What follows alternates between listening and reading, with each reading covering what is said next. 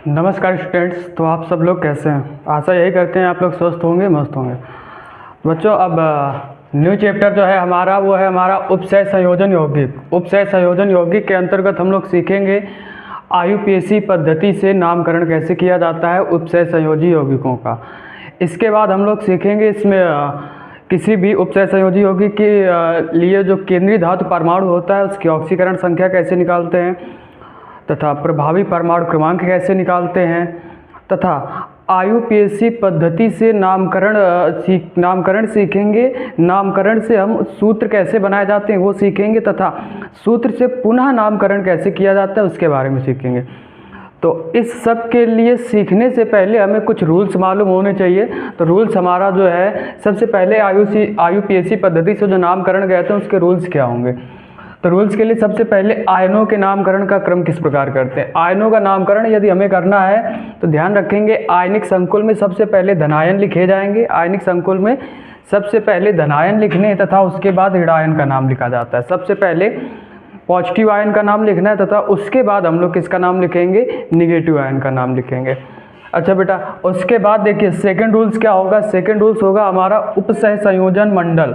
उपसह संयोजन मंडल का नाम लिखेंगे और उपसह संयोजन जब मंडल का नाम लिखा जाता है तो ध्यान रखेंगे सबसे पहले लिगेंड लिखे जाते हैं, उसके बाद में केंद्रीय धातु आयन के नाम लिखे जाते हैं। सबसे पहले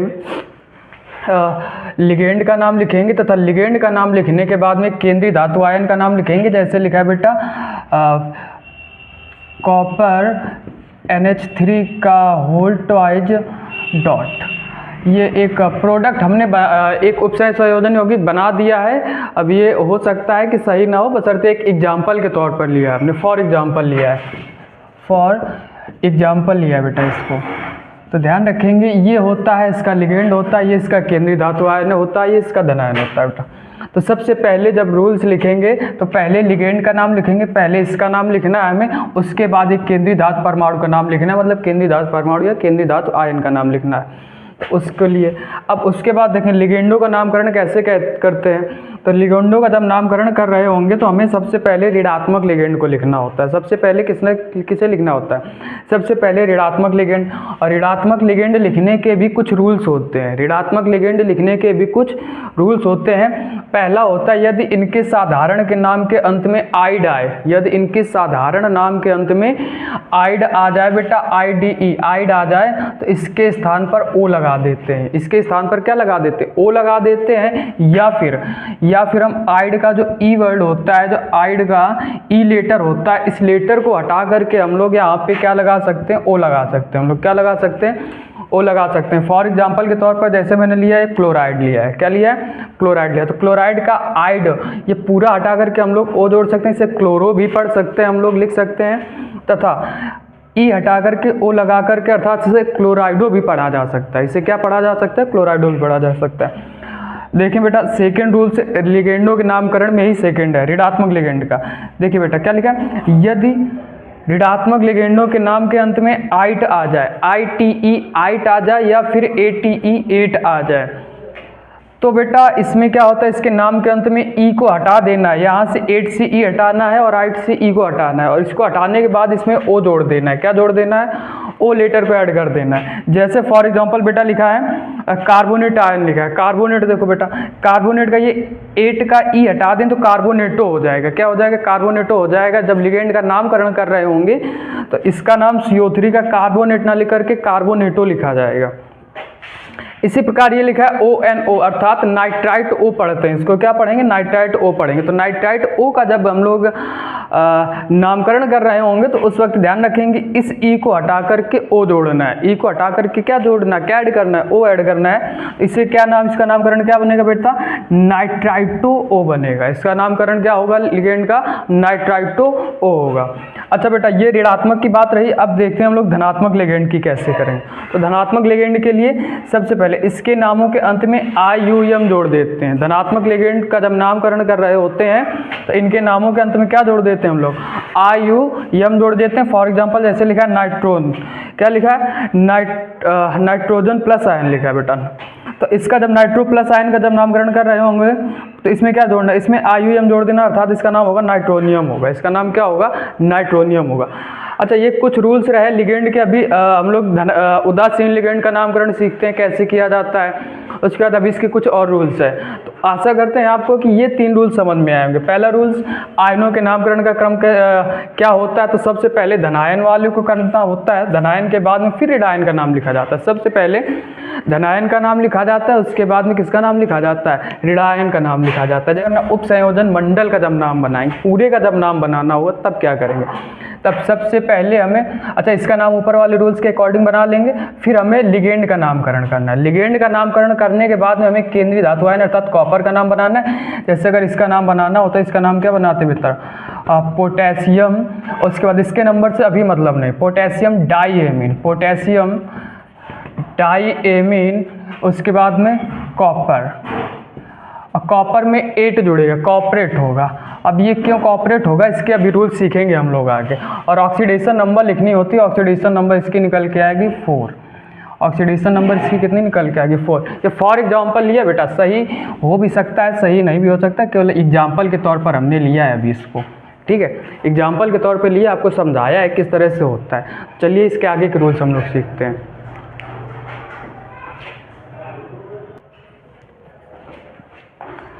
देखिए बेटा, धनायन लिगेंड और ऋणायन लिगेंड के कुछ रूल सीखे थे, अब सीखेंगे हम लोग उदासीन लिगेंड के।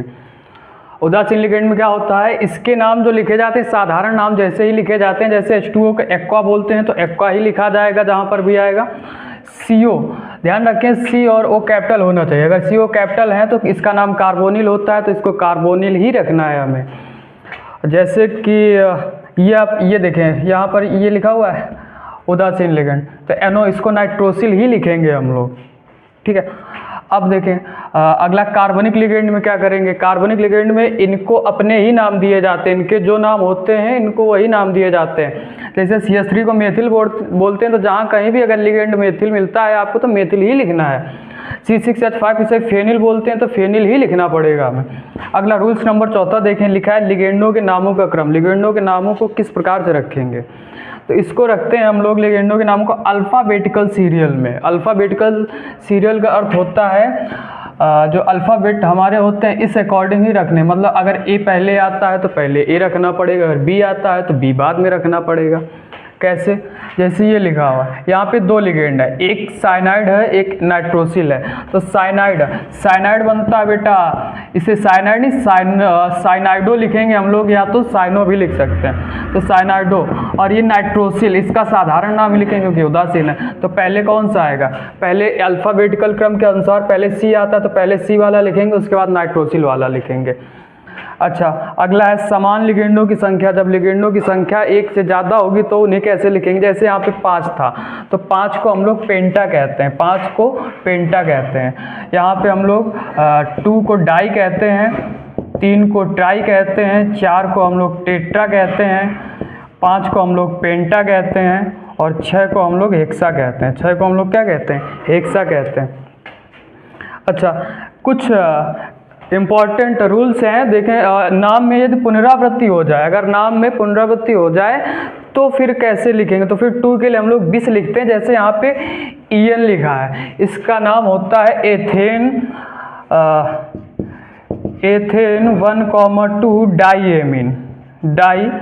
तो देखो यहाँ पर डाई शब्द आया हुआ है, डाई शब्द आया हुआ है पहले से ही 2 के लिए, तो फिर 2 के लिए हम लोग डाई नहीं लिख सकते, फिर इसके लिए हमें नाम क्या लिखना पड़ेगा, इसका बिस नाम लिखना पड़ेगा। क्या लिखना पड़ेगा, बिस। तो इसका नाम क्या होता है, वैसे एथिलीन डाईएमीन लिखते हैं हम लोग, क्या पढ़ते हैं, एथिलीन डाईएमीन। तो बेटा एथिलीन का ई से शुरू होता है और Cl किससे शुरू होता है, क्लोराइडो मतलब C से शुरू होता है, तो ये C से शुरू होता है, ये E से शुरू होता है। अल्फ़ाबेटिकल क्रम के अनुसार चलेंगे तो पहले क्या आएगा, पहले C आएगा, तो इसका नाम क्या लिखेंगे लोग, पहले क्लोरो है, कितने Cl है, 2 है, तो 2 को यहाँ पे क्या कहते हैं, डाई। क्यों डाई कहेंगे, क्योंकि पुनरावृत्ति नहीं हुई है, ये रिपीट नहीं हुआ है नंबर, तो इसका नाम क्या होगा, डाई क्लोरो। इसके लिए फिर इसके लिए क्या लगाएंगे, 2 के लिए बिस लगाएंगे हम लोग। क्यों बिस लगाएंगे, क्योंकि यहाँ पे जो है 2 के लिए बिस क्यों लगाएंगे, क्योंकि रिपीट हो चुका है, डाई पहले से ही आया हुआ है, तो इसका नाम क्या होगा, डाई क्लोरो बिस एथिलीन डाईएमीन होगा। अच्छी बात। अब बेटा संकर आयन का नामकरण कैसे करेंगे, तो संकर आयन का जब नामकरण कर रहे होते हैं तो धनायन और उदासीन जो लिगेंड हो संकर अणुओं में केंद्रीय धातु परमाणु का नाम साधारण ही प्रयोग किया जाता है, जैसे धातु की ऑक्सीकरण संख्या को। उसके बाद इसके बाद अभी कुछ और रूल्स हैं, उनको भी हम लोग सीखेंगे धीरे से।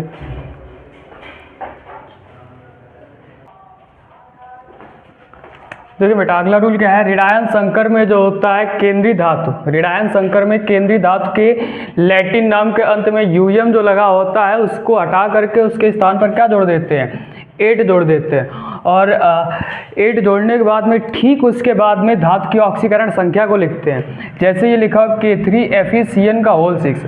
जब इसका आयुतेसी नाम हम लोग बना रहे होंगे बेटा सबसे पहले इसका नाम बनेगा पोटेशियम। उसके बाद फिर पोटेशियम के बाद आपको बताया था रूल नंबर 2 याद करें, सबसे पहले लिगेंड का नाम। तो लिगेंड का नाम अच्छा कितने, 6 को क्या कहते हैं, हेक्सा। तो पोटेशियम हेक्सा साइनो या साइनाइड भी पढ़ सकते हैं हम लोग, साइनो। उसके बाद फेरस को हम लोग फेरस में क्या लिखेंगे, फेरेट लिखेंगे। क्या लिखना पड़ेगा, फेरेट लिखना पड़ेगा। और फिर इसके बाद में इसकी ऑक्सीडेशन नंबर, तो ऑक्सीकरण संख्या इसकी कितनी निकल के आएगी, इसकी निकल के आएगी 3। फेरेट 3rd होगा इसका नाम। अब अभी ऑक्सीकरण संख्या कैसे निकालते हैं अभी नीचे सीखेंगे हम लोग। देखें इसके बाद उभयदंती लिगेंड का जोड़ना। उभयदंती लिगेंड कैसे जुड़ता है, जब उभयदंती लिगेंड क्या होता है, जब एक लिगेंड एक से अधिक अणुओं से उपसह संयोजक बंध द्वारा जुड़ा होता है। जब एक लिगेंड एक से अधिक अणुओं से उपसह संयोजक बंध से जुड़ा होता है तो जुड़ने के स्थान पर लिगेंड के नाम के बाद दाता परमाणु के संकेत लिख देते हैं। जैसे यहाँ पे NO2 है तो NO2 नाइट्राइटो होता है, तो नाइट्राइटो, तो इसमें दाता परमाणु के क्या लिख देते हैं संकेत, तो दाता परमाणु क्या नाइट्रोजन, तो इसका नाम क्या होगा, नाइट्राइटो N होगा। इसका जो नाम लिखेंगे हम लोग तो इसका नाम होगा बेटा नाइट्राइटो N होगा। क्या होगा इसका नाम, नाइट्राइटो N होगा। अब सीखते हैं इंपॉर्टेंट टॉपिक, केंद्रीय धातु परमाणु की ऑक्सीकरण संख्या को कैसे निकालते हैं। तो ऑक्सीकरण संख्या को निकालने से पहले कुछ इंपॉर्टेंट लिगेंड्स हैं जिनकी ऑक्सीडेशन नंबर क्या होती है, उन्हें सीख लो बेटा। NH3, H2O, CO, NO और EN, अर्थात अमोनिया वैसे एमीन पढ़ते हैं यहाँ पे, एमीन, एक्वा, कार्बोनिल, नाइट्रोसिल और एथिलीन डाईएमीन, इनकी ऑक्सीडेशन स्टेट जो होती है वो 0 होती है। उसके बाद नाइट्राइटो N या नाइट्राइटो O, उसके बाद HCN hydrogen cyanide, Cl chloride और HCN क्या होगा, थायोसाइनाइड होगा। और CNS होगा आइसोथायोसाइनाइड, Cl लिख चुके हैं सॉरी, CN साइनाइड और ब्रोमो साइनो, ठीक है। इनकी जो ऑक्सीडेशन स्टेट होगी, इनकी ऑक्सीडेशन स्टेट -1 होती है। उसके बाद C2O4 ऑक्सीलेटो, CO3 कार्बोनेटो, SO4 सल्फेट, इनकी ऑक्सीडेशन नंबर -2 होती है। अब देखें यहाँ पे हमें ऑक्सीडेशन नंबर किसकी निकालनी होती है, पहले इन्होंने बता दिया किसकी निकालनी है, केंद्रीय धातु परमाणु की निकालनी। किसकी निकालनी है, केंद्रीय धातु परमाणु या केंद्रीय धातु आयन की। तो जिसकी निकालनी होती बेटा उसको मानो X, ठीक। साइनाइड CN की कितनी होती है, -1। कितने मॉलिक्यूल हैं इसके बेटा, 4 हैं। और इसका आवेश कितना है, -3 है। तो प्लस माइनस हुआ, 4 बन जाए कितना, 4 हुआ बेटा। तो ये माइनस वाला उधर जाएगा तो प्लस हो जाएगा। तो इसकी ऑक्सीडेशन स्टेट कितनी निकल के आएगी, प्लस निकल के प्लस की 1 आएगी। अर्थात इसकी ऑक्सीडेशन स्टेट कितनी होगी, प्लस की 1 होगी यहाँ पे कॉपर की, ठीक। अब आता बेटा, अब जैसे ये लिखा हुआ है, ठीक है। अब इसका देखो कैसे ऑक्सीडेशन स्टेट निकली। तो अभी बताया जिस हमेशा केंद्रीय धातु आयन का निकालना होता है। केंद्रीय धातु आयन ये लिखा होता है, सबसे आगे होता है। जिसका निकालना है उसको X मानो। और उसके बाद लिगेंड का ना, तो NH3 क्या, NH3 क्या, एमीन की कितनी होती है, 0 होती है। तो 0 × 5। और उसके बाद में फिर Cl की कितनी होती है, -1 होती है। -1 रखो, कितने मॉलिक्यूल, 1 से मल्टीपल करो। प्लस SO4 सल्फेट की कितनी होती है, -2 होती है। तो -2 रखो, कितने से मल्टीपल, 1 से, और इक्वल 0। जिस पर कोई चार्ज नहीं लगा होगा प्लस या माइनस, तो उसको हम लोग 0 रखते हैं इक्वल में। बेटा X ये 0 से मल्टीपल, तो ये पूरा क्या हो जाएगा, 0। ये -1 और 1 का मल्टीपल तो माइनस आएगा, और माइनस प्लस क्या होगा, 1 माइनस होगा सॉरी। और ये माइनस प्लस क्या होगा, -2 1 जा 2 होगा। तो x इक्वल -3 इक्वल 0, x बराबर कितना निकल के आएगा, +3 आएगा। मतलब यहाँ पे जो कोबाल्ट की ऑक्सीडेशन स्टेट होगी वो कितनी होगी, +3 होगी। आशा करते हैं बच्चों कि आपको केंद्रीय धातु परमाणु की ऑक्सीकरण संख्या कैसे निकाली जाती है, उसके बाद में जब IUPAC पद्धति से नामकरण कर रहे होते हैं तो उनके रूल्स क्या होते हैं, आपको ये रूल्स समझ में आए होंगे। अब हम लोग अगला टॉपिक और लास्ट टॉपिक इस लेक्चर का सीखेंगे, प्रभावी परमाणु क्रमांक कैसे निकालते हैं हम लोग। उसके बाद में फिर जो नेक्स्ट क्लास होगी उसमें हम लोग सीखेंगे इनके कुछ एग्जाम्पल सीखेंगे, जो मोस्ट इम्पॉर्टेंट एग्जाम्पल, IUPAC पद्धति से नाम से सूत्र कैसे बनाया जाता है, फिर सूत्र से नाम कैसे बनाया जाता है, जो बोर्ड एग्जाम में हर बार पूछे जाते हैं लगभग 2 से 3 नंबर के, तो उनके बारे में चर्चा करेंगे नेक्स्ट क्लास में। अभी इसका लास्ट टॉपिक देखते हैं। इस टॉपिक का लास्ट टॉपिक हम लोग सीखेंगे इस पर प्रभावी परमाणु क्रमांक कैसे निकाला जाता है।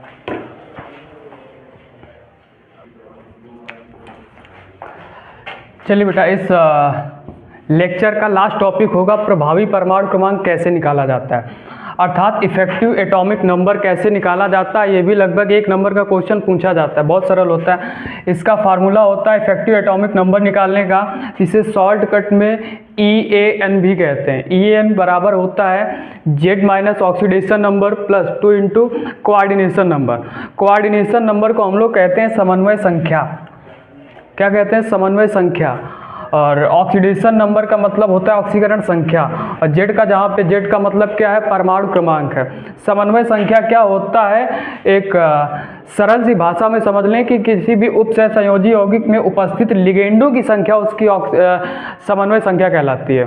समन्वय संख्या क्या होती है? एक सरल सी भाषा में बहुत ही सीधे और आसान शब्दों में समझ लें कि किसी भी उपसहसंयोजी यौगिक में उपस्थित जो लिगेंड होते हैं उन लिगेंडों की संख्या उसकी क्या कहलाती है? कोऑर्डिनेशन नंबर अर्थात समन्वय संख्या कहलाती है। जैसे बेटा अगर इसका हमें इफेक्टिव एटॉमिक नंबर EAN निकालना होगा अकॉर्डिंग टू फार्मूला, सिल्वर का परमाणु क्रमांक कितना होता है? सिल्वर का परमाणु क्रमांक होता है बेटा 47 होता है। कितना होता है? 47 होता है। उसके बाद में माइनस लगाइए ऑक्सीडेशन नंबर। ऑक्सीडेशन नंबर निकालने का रूल अभी जस्ट इसके पहले बताया था आपको, जिसका निकालना होगा उसको हम लोग x मानेंगे। और NH3 की कितनी होती है? 0 होती है, 2 से मल्टीपल कीजिए। क्लोरीन की कितनी होती है? -1 होती है, 1 है तो 1 से मल्टीपल कीजिए इसमें। और इक्वल में क्या कीजिए बेटा? 0 कीजिए। तो 0 से किसी भी नंबर से जब 0 मल्टीपल कर देते हैं उससे भी क्या कर देता है? 0 कर देगा। माइनस प्लस माइनस होगा, और 1 इंटू 1 कितना होगा? 1 होगा। तो x की मतलब यहाँ पे x की ऑक्सीडेशन नंबर कितनी निकल के आई? +1। x किसे माना था आपने? सिल्वर को। तो यहाँ पे इसकी ऑक्सीडेशन नंबर कितनी होगी बेटा? +1 होगी। प्लस उसका 2 into coordination number. Coordination number इसका कितना होगा? कोऑर्डिनेशन नंबर इसका कितना होगा? तो कोऑर्डिनेशन नंबर जो होगा अभी आपको हमने बताया है कि किसी भी उपसहसंयोजी यौगिक में उपस्थित लिगेंडों की संख्या। तो लिगेंड कौन कौन से? एक उदासीन है, एक ऋणात्मक लिगेंड है। तो 2 लिगेंड उदासीन के हैं और एक लिगेंड आपका जो है ऋणायन का है, ऋणात्मक लिगेंड है। तो मतलब 2 और 1 कितने? 3 है। 3 से गुणा कर दीजिए। तो 47 और माइनस प्लस माइनस 1 होगा, 2 3 जा 6 होगा। 47 में से 6 जोड़िए, कितना हुआ आपका? 47 में से 6 जोड़ेंगे 53, और 53 में से 1 गया तो कितना बचा आपका? 52 होगा। अर्थात इसका इफेक्टिव एटॉमिक नंबर जो होगा वो कितना होगा बेटा? 52 होगा। कितना होगा? 52 होगा atomic number, effective atomic number. अगला टॉपिक सीखते हैं हम लोग। देखें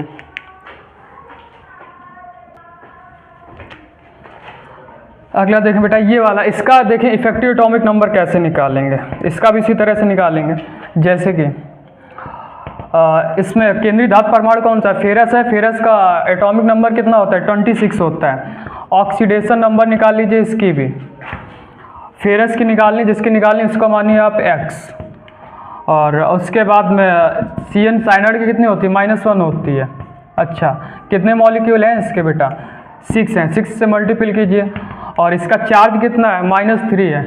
-3 हुआ x, प्लस माइनस माइनस होगा, 6 1 जा 6 होगा। ये माइनस का 6 उधर जाएगा तो प्लस का होगा। तो 6 में से 3 लेस को करेंगे, कितना बचेगा? +3 होगा। मतलब यहाँ पे जो फेरस की ऑक्सीडेशन नंबर होगी वो कितनी होगी बेटा? +3 होगी। कितनी होगी? +3 होगी। अच्छी बात। अब उसके पश्चात कोऑर्डिनेशन नंबर निकाल लीजिए। कोऑर्डिनेशन नंबर कितने हैं? तो लिगेंड है कहाँ भी, इसमें केवल कौन सा? इसमें केवल लिगेंड ऋणात्मक लिगेंड है, जो कितने हैं? 6 हैं। तो यहाँ पे CN की नंबर कितना होगा? CN की वैल्यू 6 होगी। Put up the formula, put up the value, फार्मूले पे वैल्यू पुटअप कीजिए। तो जेड मतलब एटॉमिक नंबर 26, अच्छी बात। ऑक्सीडेशन नंबर +3, अच्छी बात 2।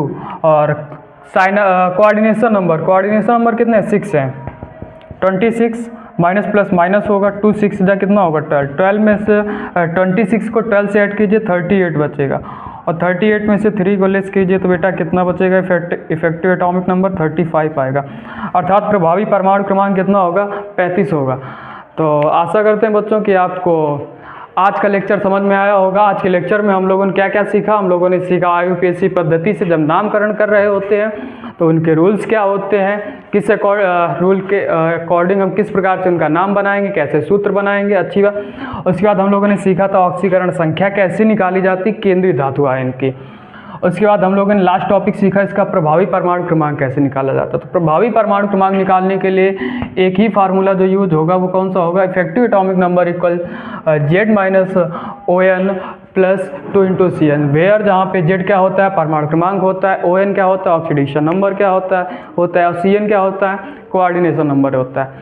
तो मिलते हैं नेक्स्ट क्लास में जिसमें हम लोग इन IUPAC पद्धति से नामकरण के एग्जाम्पल्स और नाम से सूत्र और सूत्र से नाम के एग्जाम्पल्स से संबंधित कुछ महत्वपूर्ण बोर्ड एग्जाम में हर वर्ष पूछे जाने वाले एग्जाम्पल के साथ मुलाकात होगी। तब तक के लिए नमस्कार, जय हिंद, जय भारत।